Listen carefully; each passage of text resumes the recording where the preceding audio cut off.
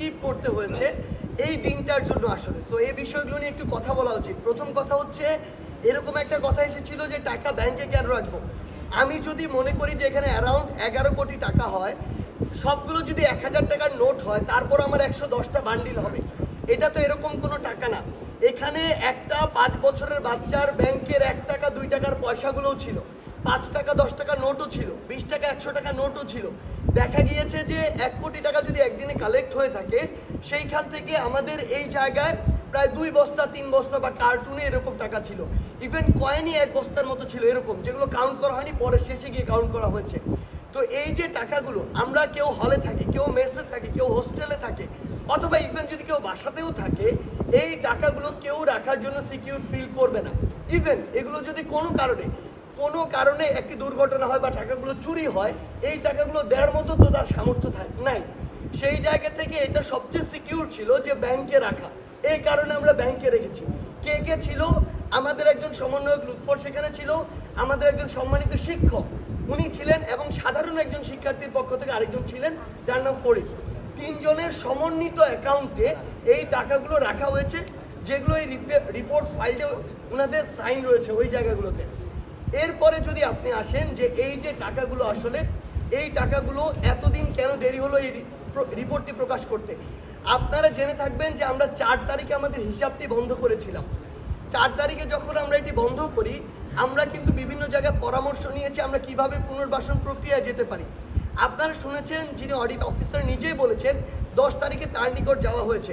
অর্থাৎ আমরা 1 সপ্তাহের মধ্যে কিভাবে আলটিমেটলি একটা স্বচ্ছতা জবাবদিহিতার জায়গায় যেতে পারি, মানুষের আস্থা ধরে রাখতে পারি, ওই প্রসেসে গিয়েছি। 10 তারিখে যখন গিয়েছি, আপনি তার কাছে আবার যদি চান আপনার প্রশ্ন করতে পারেন তার ব্যক্তিগত মাধ্যমে। প্রত্যেকটি জায়গায়, কোনো একটি জায়গায় যদি 1 কেজি খেজুর কেনা হয়েছে, তার টিম সেখানে গিয়েছে ওই দোকানে, প্রত্যেকটি জায়গায় তৃতীয় পক্ষ হয়ে তিনি চেক করেছেন। এবং 10 তারিখ থেকে আজকে 1 তারিখ পর্যন্ত প্রায় 21 দিন সময় নিয়ে তিনি অডিটটি করেছেন। আমরা যদি আমাদের জায়গা থেকে 10 তারিখে বসে এরকম একটি প্রেস ব্রিফিং আমাদের রিপোর্টটি দিয়ে দিতাম, আমরা কিন্তু দিতে পারতাম, কথা উঠতো না কেন দেরি হয়েছে। কিন্তু এই যে স্বচ্ছতার জায়গাটি, জবাবদিহিতার জায়গা এবং দৃষ্টান্ত তৈরি করার জায়গায় আমরা এটিতে গিয়েছি, এবং এখানে আমাদের 20 দিন দেরি হয়েছে, এটা সত্য। আমরা এই সীমাবদ্ধতা স্বীকার করছি যে এই যে পুনর্বাসন প্রক্রিয়া, আমাদের অর্থটি সরাসরি কিছুদিন পরে গিয়ে যোগ হচ্ছে। হয়তো হয়তো আমরা আজকে অফিসিয়ালি ঘোষণার মাধ্যমে কালকে টাকাটি হস্তান্তর করব। সরকারের ত্রাণ মন্ত্রণালয় বা সেই যে উইংটি রয়েছে, আমাদের টিম মেম্বারগুলো সেখানে রয়েছে, সেখানে কাজ কিন্তু চলছে। অফিসিয়ালি হয়তো কালকে হস্তান্তর করবো।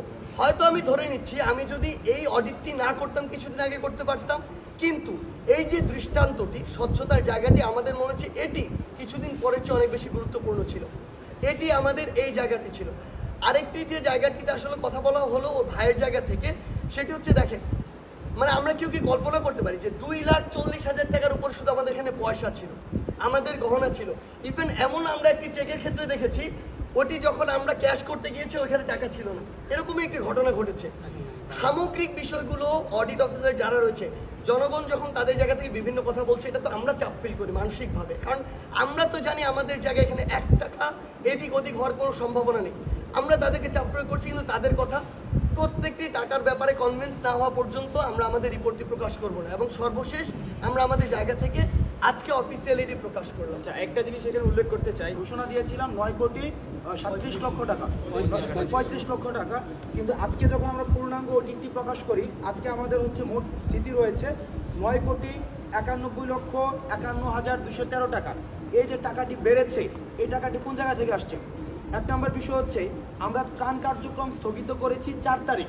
এই 4 তারিখের পরবর্তী সময়ে 10 তারিখ যখন অডিট শুরু হয়, এই পুরোটা সময়ে বিভিন্ন অঙ্কের টাকা এসছে, 4 লাখ টাকা, 10,000 টাকা, 12,000 টাকা, এই টাকাগুলো পরবর্তীতে যুক্ত হয়েছে। দ্বিতীয়ত, আমাদেরকে অনেকে চেক প্রদান করেছে, যেই চেকগুলো তখন কিন্তু ক্যাশ করা যায়নি, ওই ক্যাশ, অর্থাৎ এই যে চেকের পরবর্তীতে ক্যাশ করা হয়েছে, সেটিও পরবর্তীতে যুক্ত হয়েছে এবং বিভিন্ন নামে আসছে। এখন দেখেন, বিভিন্ন নামে আসছে, কিন্তু আমাদের তো তখন অ্যাকাউন্ট ছিল না। এই কারণে আমাদের অ্যাকাউন্ট করতে হয়েছে, দেন টাকাটাকে হচ্ছে আমাদের লিকুইড মানিতে ট্রান্সফার করার কারণে সেখানে অ্যাড হয়েছে।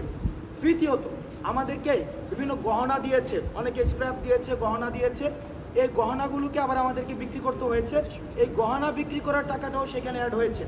চতুর্থত আমাদের ওই সময়ে কয়েন যেটা থাকে, কয়েন, এই কয়েনের টাকাটা, পয়সাটা ইনস্ট্যান্ট, সেক্ষেত্রে গুণাটা সম্ভব হয়নি। সেই কয়েনের টাকাটা আপনারা যদি চান, আমাদের ইন্ডিভিজুয়াল প্রত্যেকটা জিনিসের আলাদা আলাদা হিসাব কিন্তু রয়েছে, যে আমরা কয়েন থেকে কত টাকা পেয়েছি। এই কয়েনের ওই টাকাটাও কিন্তু পরবর্তীতে 2 লক্ষ টাকারও বেশি, একদম এক্সাক্ট ফিগারটা কিন্তু এখানে দেওয়া আছে, আপনারা যারা ইন্টারেস্টেড সেখান থেকে নিতে পারেন। 2 লক্ষ টাকারও বেশি সেটা যুক্ত করা হয়েছে। সার্বিকভাবে সব হিসাব যুক্ত করার পরে আমাদের যেটা দাঁড়িয়েছে 9,91,00,000 টাকারও বেশি। এখন বাংলাদেশে সর্বপ্রথম আমার মনে হয় ইতিহাসে একটা হিসাব দেওয়ার পরে আবার অডিট করার পর আবার টাকা বৃদ্ধি পেয়েছে, এই ধরনের নজির মনে হয় কোথাও নেই। আমরা সর্বপ্রথম আমাদের দেখেন প্রায় অলমোস্ট 60 লাখ টাকা কিন্তু বৃদ্ধি পেয়েছে। এখন যারা বিভিন্ন সময় এলিগেশনে এসেছে, টকশো বুদ্ধা, ইউটিউব বুদ্ধা অনেকে রয়েছে, আমরা এলিগেশন এনেছে আমাদের বিরুদ্ধে যে টাকা নিয়ে নাকি আমাদের ঘুরতে চলে গিয়েছে, টাকা নিয়ে এটা চলে গিয়েছে, গাড়ি কিনেছে, এই বিষয়গুলো কিন্তু আমাদের বিরুদ্ধে এনেছে, এই বিষয়গুলো আমাদের বিরুদ্ধে এনেছে। কিন্তু দেখেন টাকাটা অ্যাকাউন্টে রেখেছে। এখন ব্যাংকের অ্যাকাউন্টে যদি না রেখে টাকাটা তাহলে কোথায় রাখতো? বাকেরের কাছে, সার্জিসের কাছে, পার্সোনাল জায়গায়, তখন আরও বিতর্কিত হওয়ার সুযোগ থাকতো। এখন ব্যাংকে রাখার কারণে সবচেয়ে সিকিউর ছিল। এখনো পর্যন্ত টাকার একটা টাকাও এখনো পর্যন্ত কোনো ধরনের হেরফের হয়নি, এবং আমাদের পূর্ণাঙ্গ অডিটে সেটি রয়েছে, যেটি আমরা জাতির সামনে প্রকাশ করছি। এবং সেটি নিয়েও যদি কোনো প্রশ্ন থাকে, আপনাদের উন্মুক্ত যে কোনো সময় আমাদেরকে প্রশ্ন করতে পারেন।